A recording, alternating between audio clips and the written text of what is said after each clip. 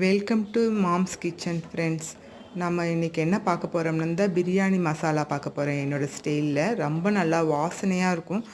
பிரியாணி வந்து 10 வீட்டுக்கு வாசனை தூக்கும், அப்படி அந்த லெவலுக்கு இருக்கும். இதில் வந்து நம்ம பட்டை வந்து நல்லா ஒரு கைப்பிடி அளவுக்கு போட்டுக்கிறோம்.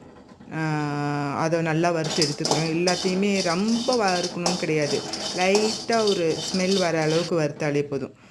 அப்புறம் இது வந்து சாய் ஜீரான்னு சொல்லுவாங்க. எல்லாத்தையும் ஒரே எந்த இதால் அளவு எடுக்கிறோமோ அதே அளவில் எல்லாத்தையும் எடுத்துங்க. சாய் ஜீரா வறுத்ததுக்கப்புறம் நார்மல் ஜீரகம், அதுக்கப்புறம் கசகசா கொஞ்சம் போட்டுக்கிறோம். அந்த ஒரே அளவு தான், அந்த கப்பில் அரை கப். அப்புறம் பெருஞ்சீரகம் போட்டுக்கிறோம். எல்லாத்தையும் வறுத்துட்டே இருக்கிறோம். இப்போ அப்புறம் மிளகு போட்டு வறுத்துக்கிறோம்.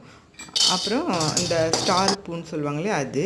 அப்புறம் இது ஜாதி பத்திரி, அது கம்மியாக தான் போடணும், ரொம்ப கசக்கும் ஜாதி பத்திரி. இது வந்து கடல் பாசிலையும் அதேமாரி கொஞ்சம் போட்டுக்கிட்டால் போதும். அப்புறம் கொத்தமல்லி விதை, அப்புறம் வந்து கடுகு போட்டுக்கிறோம். அதுக்கு நெக்ஸ்ட்டு என்னென்ன இருந்தால் இது கிராம்பு போட்டுக்கிறோம். அப்புறம் ஏலக்காய், எல்லாத்தையுமே லைட் சூட்டில் வறுத்தா போதும். அப்புறம் கருஞ்சீரகம் சேர்த்துக்கிறோம். கருஞ்சீரகம்லாம் கொஞ்சமாக சேர்த்துக்கிட்டால் போதும். அப்புறம் பிரியாணி இலை. இப்போ எல்லாத்தையும் வறுத்து கொஞ்சம் ஆற விட்டுறோம். ஆற விட்டுட்டு நம்ம வந்து இதை வந்து பொடி பண்ணிக்க போகிறோம்.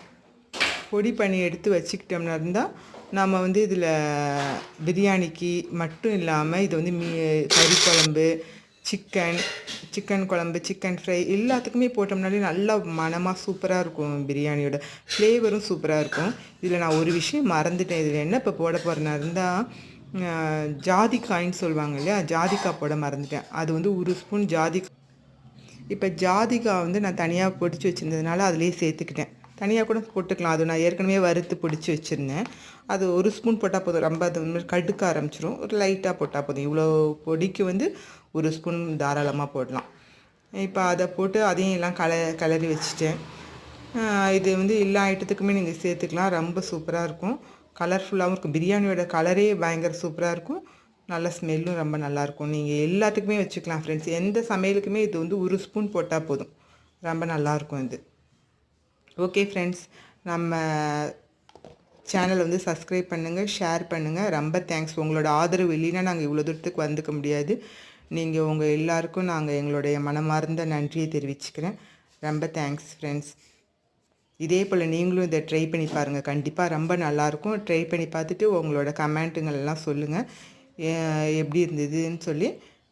தேங்க்யூ ஃப்ரெண்ட்ஸ், பாய்.